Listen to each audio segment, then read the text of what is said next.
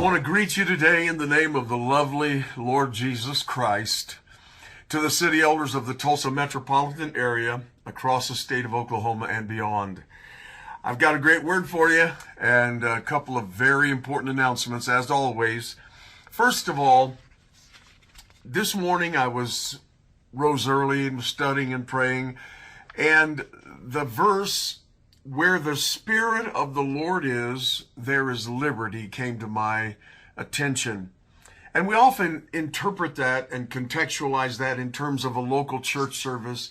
You know, when we worship and the presence of the Lord is present, we say, where the Spirit of the Lord is, there's liberty. We have freedom and we get free from bondages or inhibitions or fear or whatever it might be that's affecting us spiritually.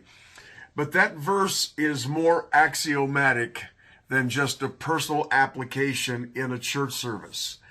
Where the Spirit of the Lord is, there is liberty. In other words, where God is not welcome, there will be no liberty. There will be bondage. There will be tyranny. There will be every kind of form of government except that which really represents God and represents the people.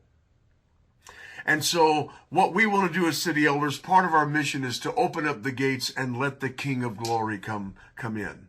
We have been so indoctrinated by a secular humanist education system that the idea of the presence of God being in a government meeting is a foreign idea. We've bought into the idea of separation of church and state, and we've bought into, the Johnson Amendment, that religious entities or organizations should not be engaging in civil government issues. And so what's happened is the government sector has been, God has been driven out. And we can't allow that because a godless government is a tyrannical government.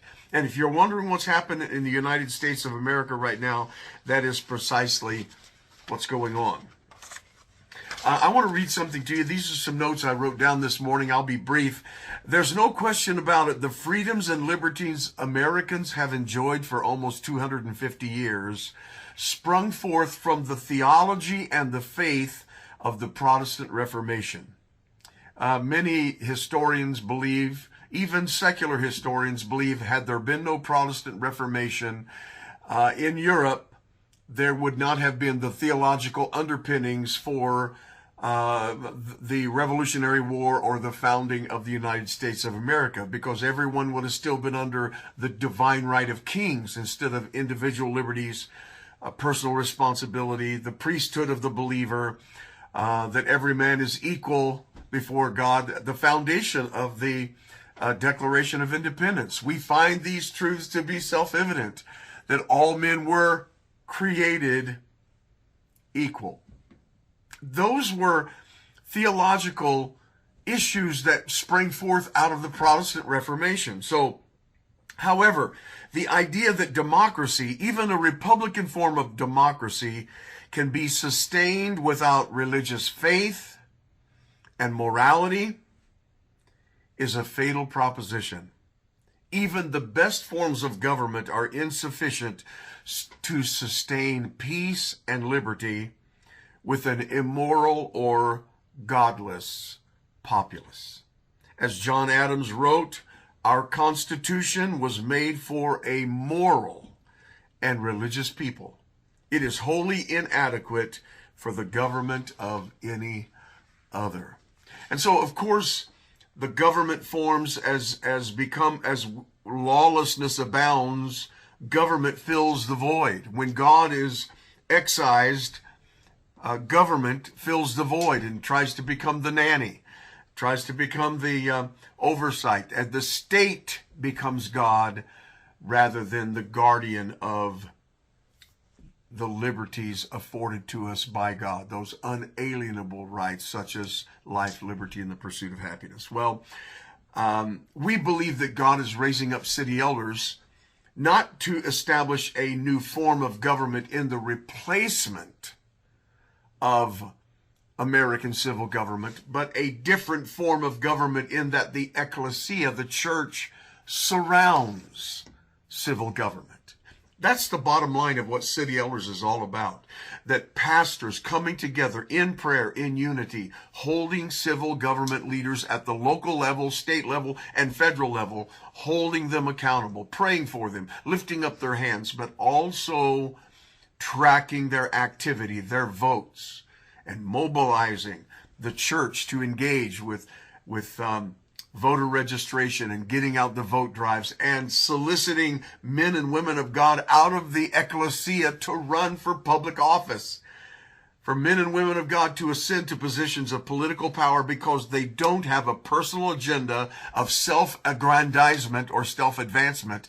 They are there for the glory of God and for the protection of his people. Well, I've spent enough time on that. This evening, Monday evening, there is a task force.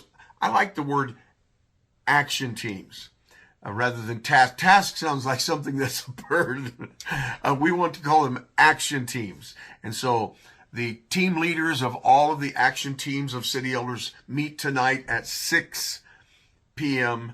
at the Cityplex office, Cityplex Towers on 4425, Suite 4425, 6 o'clock. Don't miss that. Tomorrow evening at 6 o'clock, we have a meeting of pastors that are associated and connected with City Elders. Very, very important meeting. Pastor, if you're watching this, please join us tomorrow night, Tuesday evening at 6 o'clock on the 44th floor in our City Elders offices. Okay, now let me give you some very important announcements. School board elections are tomorrow, so text out. You can send this video out, but don't forget to vote tomorrow for school boards. And you'll have to look that up. I'll put the districts in the email, the weekly email update. Check that out. You'll see which districts will be voting on tomorrow. Also, let's see, Dr. Kathy Holcomb has a special meeting taking place April 6th, which is, I believe, Saturday. See, the 4th is Thursday, Friday. It will be this Saturday at 6 p.m. at Breakthrough Church.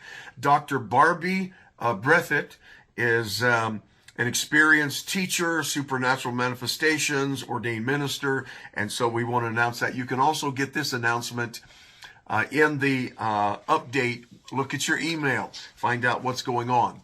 Also, this Thursday, April the 4th, is our monthly banquet with Curtis Bowers, author, teacher, Idaho representative, and now put together 2 documentaries.